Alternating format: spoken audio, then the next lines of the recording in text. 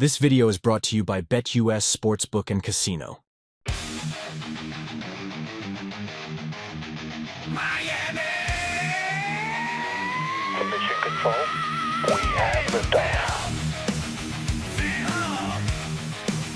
Phinhub! We talking Dolphin City! Phinhub!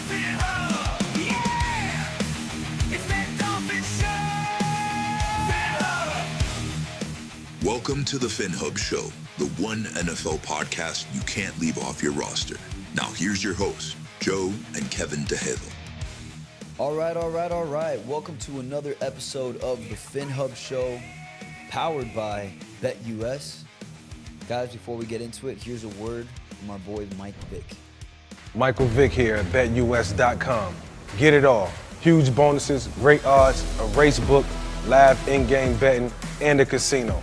BetUS, my online sports book and casino. All right, thank you so much, guys, for tuning in. We have some great news coming down the pipeline. Jalen Phillips has returned from the PUP, looking to hopefully make his debut in Game 1 of the regular season. Wow, that's a big turn of events here for the Dolphins. You know, we went into this offseason thinking, it would take a miracle for Jalen Phillips to get back to starting this season, to hopefully recover from that Achilles injury and make his return before the season starts. But yeah, it looks like that's a huge reality. It looks like this can actually happen for Jalen Phillips and the Miami Dolphins, and that takes care of a big issue on the defensive side of the ball. But yeah, that's some great news for the Dolphins. Yeah, with him being back too, we also have another 3 weeks until the first game of the season, so it's not like he'd have to step in right now, you know what I'm saying? So they're probably going to ramp him up, all that, but I think he should be ready by week 1, and he's been saying it all offseason, Mike McDaniel was the one that was trying to protect him from himself, but, I mean, they're comfortable enough to take him off, and he's being ramped up in practice, so really great news. That's something that we definitely needed with, Shaq Barrett basically retiring. Yeah. And, only really having Chop Robinson and Mo Kamara.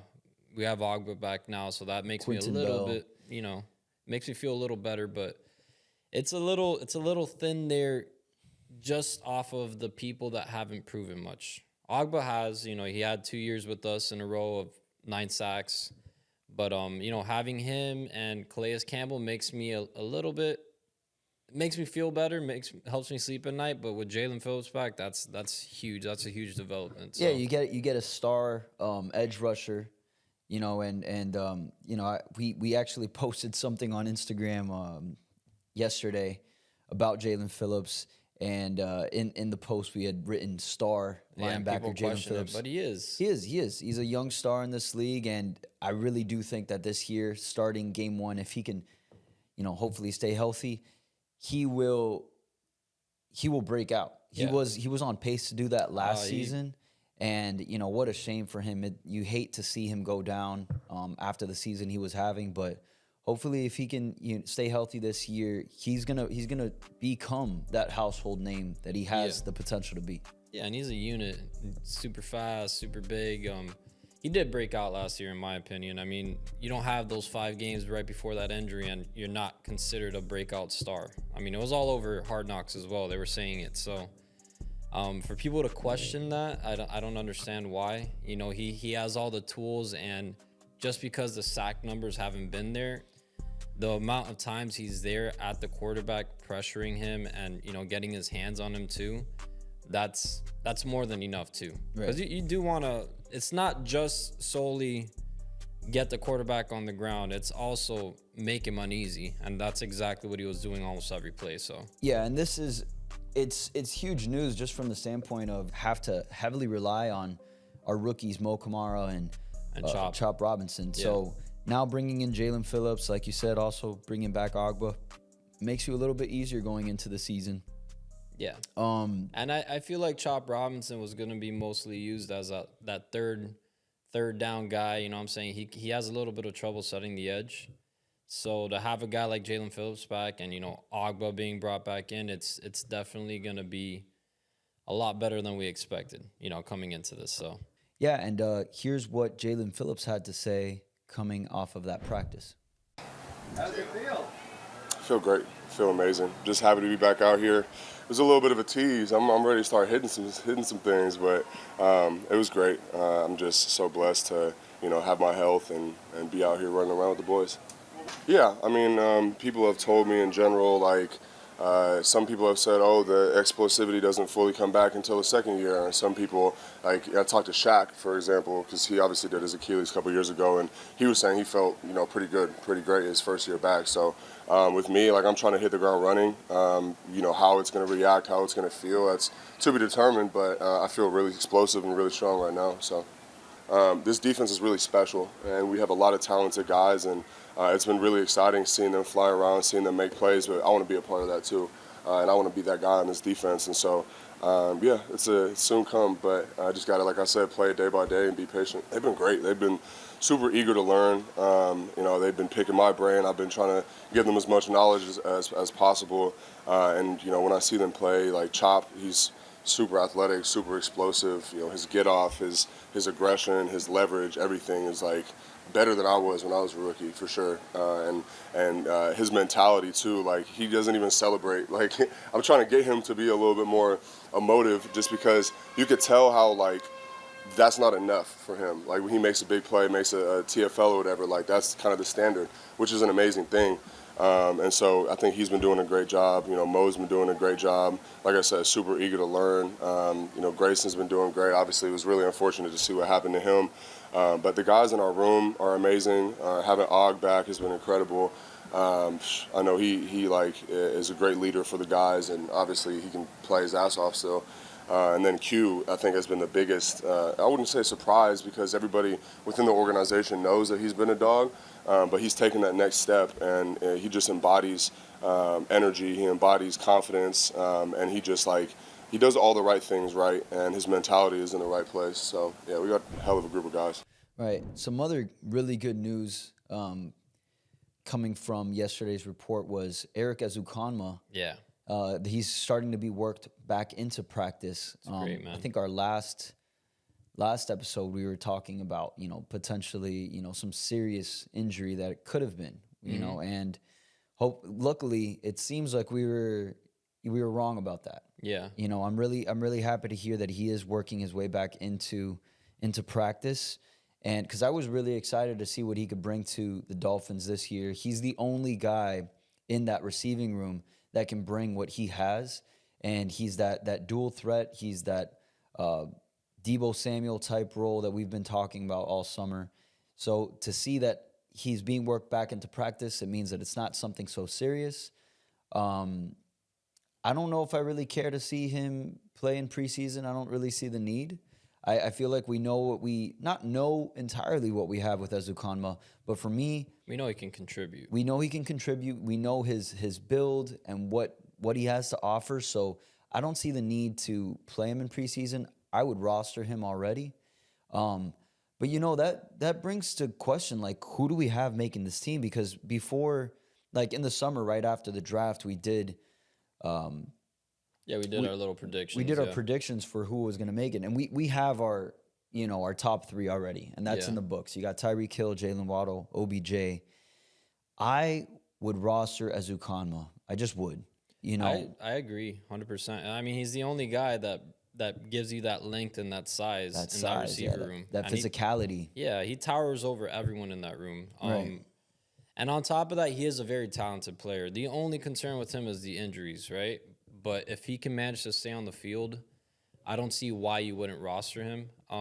The thing is, every other guy that is fighting for that roster spot is somewhat of the same build. Right. And I wouldn't even say necessarily the same exact game, but very similar, right? Yeah. So, I mean, do you want to maybe predict who you have?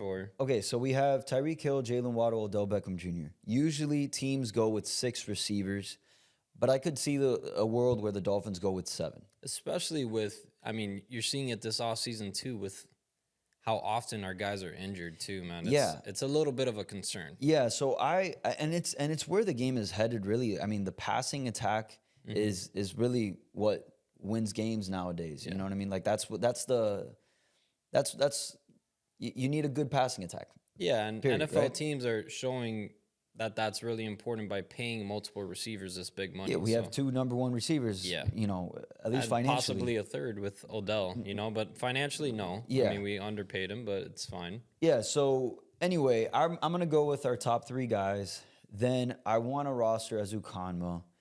I feel weird leaving out River Craycraft with the performance he's had lately. You know what we've heard from camp.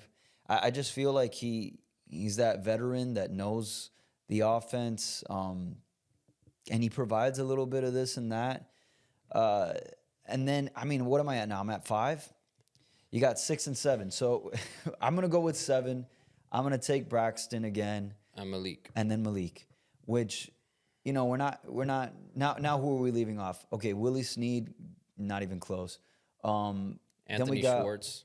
Tyreek McGowan, Mike Harley, Tahj Washington. So this one, we're not going to be able to roster him. No, he's already out for the season. But he's out for the season. It's like a red shirt season for him. So we got Anthony Schwartz, who's probably the most interesting name aside from everyone else that I mentioned. So, yeah, I think that's the list there. It's those 7. I think, so I'm going to agree with you, but I'm going to sprinkle in what I would want to happen, which obviously it's Erik Ezukanma in there. Like, I feel like he does need to be a roster lock, especially if he's coming into the season healthy. But instead of Braxton making the team, I would like for Anthony Schwartz to get a legitimate chance. Okay. Just because of the speed, and we did see him in that one year. It was years ago, but with the Browns, he kind of broke out a little bit. But, I mean, he didn't do anything special enough to warrant a roster spot the next year, right? But, yeah, I mean, he does have something, and definitely that speed just can't be taught. And you want that breakaway speed almost at every single spot on that wide receiver room. So the disadvantage that he's working with, Anthony Schwartz, right now is that he would need to be able to show something in preseason, and it's kind of hard to do that with the quarterbacks that we have playing in preseason right now. he just didn't even play, though. Yeah. They didn't even have him dress up. Well, so. that's It might be interesting. good news. Might be. They did play some guys that we know are definitely not making this team. Like, we saw Willie Snead out there. We saw Mike Harley out there. We also saw Braylon Sanders out there. I believe also McGowan. So these are guys that are definitely not even considered, I think, to make this roster, right? But I don't understand. I feel like this last game, it was a lot more so of like, let's get the guys that aren't going to make the team an opportunity to kind of play. And then this next game, hopefully, we'll get to see some of these other guys that actually have a potential chance of making the team. So maybe they're working their way up to that dress rehearsal. Yeah. And actually, I want to ask you guys in the chat, who do you think, or how do you think the Dolphins will play this out? Will this be the dress rehearsal game, or will it be in game 3 of the preseason for that dress rehearsal? Or do we not even have a dress rehearsal? That's a possibility too. Yeah. So, yeah, I want to ask you guys. Let me know what you guys think in the comments. All right, yeah, I think the receivers are intriguing, but we can put that one to bed. Yeah. Tanner Connor was injured in that preseason game, and does that open the door enough for Fortson, or has Julian Hill really solidified that tight end 3 position? You'd like to think that maybe he solidified it just because it kind of seemed that he didn't dress as well, but it almost seems like that's like a thing if you're really considered for that roster spot. But Fortson got a little bit of an extended look, and I did like what I saw. He blocked extremely well, actually better than Tanner Connor, in my opinion, from what I was seeing. But if he can get a legitimate chance to see what he can do in the passing game, which I did see a few opportunities that he could have gotten the ball, but Skylar Thompson just wasn't reading the field well enough.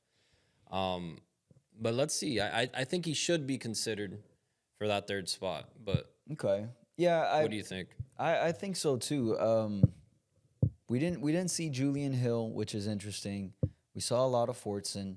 I think we will this next game. But. Yeah, so I'm just wondering how it is that the Dolphins view that, because with our line the way that it is and the whole fan base, everybody knows it. The line is probably the weakest spot on the team right now. Yeah. Having a guy like Julian Hill to add in, it's almost like an extra lineman. Because everything coming from camp is that guy's like a brick wall. So yeah. He just doesn't have much to offer in the passing game. That might be okay, though. That might be okay. I mean, considering you have Tyreek Hill, Jalen Waddle, Odell Beckham Jr., you're talking about bringing on like a guy like Devon Achane into the passing game a little bit more, and then adding Jonnu Smith in the tight end room. Maybe Julian Hill, maybe that third tight end spot is better served as a guy that can block a little bit better. Even though, to be completely honest, I would love to see Fortson make the team just because he's swaggy as hell, so it's kind of cool. No, he's an extremely cool player, but I'm going to, I guess, disagree with you on that point because we already have Durham Smythe for that. I understand you can't just have one of those guys, but at the same time, maybe that is their view from what you're saying because our line is not that great, and maybe they see that, so they would want an extra guy for that. But I would like to have another big body, another red zone threat, you know what I'm saying? Because, I mean, that's exactly what this guy could be for us, right? So if they can give him an actual look, see what he can do in blocking as well, I do think he should have somewhat of an advantage over Julian Hill as far as the receiving goes, too. Yeah. So if he can just get his blocking down, I think, they might have to give it an extended look. Maybe roll in with 4 tight ends. We did that last year. So. Yeah, I guess there's a possibility with that too. I'll be honest, I'm not into Tanner Connor and that idea anymore. It's already taken 3 years. Seeing him out there on the field, he's a really small tight end. Yeah, Even physically, I was watching him block. He didn't nothing stood out to me. I mean, as far as getting the ball, he got the ball a couple times. He looked pretty nice, but more so he even lined up as a wide receiver. So. I don't know. I'm just not into the project anymore. Okay. Well, some other news is Tier Tart was dropped. Not surprising. Yeah, we heard even before we had added him onto the roster that he was kind of a lazy guy. So yeah, talented but lazy. So it looks like the reports were correct and everything was on point. So he was released. I do think that aside from the line, that might be the other weaker position on the roster, but I feel okay. They had a good day in that first preseason game. Yeah, So I feel okay seeing what we saw. Remember, we also got Calais Campbell, who can play a little bit of interior. He could play the edge too. So yeah, I think we're gonna be okay with defensive tackle. Yeah, I liked what we saw from Isaiah Mack. Neville Gallimore looked awesome. Deshaun Hand looked solid. It seems like we have a good group there. No one that pops out that's going to be like, oh, this guy can be a potential star. I mean, that's not what we signed them for. I think we actually just wanted depth at the position and some like a good group that we can rotate. You know what I'm saying? Mm-hmm. So it looks like Benito Jones is actually, serious about that nose tackle position, right? Yeah. Because that's what Tier Tart was for us. So I guess they like what they see in him, and they were comfortable enough to get rid of him. Yeah. All right. Well, anyway, I think that's going to wrap it up for today's episode. Guys, remember to set your bets for this coming weekend. Friday, we are playing the Commanders. So, make sure to set your bets. Oh, Saturday. Okay. Yeah. Saturday. Sorry about that, guys. Yeah, so Saturday we are playing the Washington Commanders. It should be a good game. Let's see who actually plays for us. But remember to set your bets with BetUS. Make some money with us. And if you haven't already, make sure to like, comment, and subscribe. And we will see you guys in the next one. Fins up.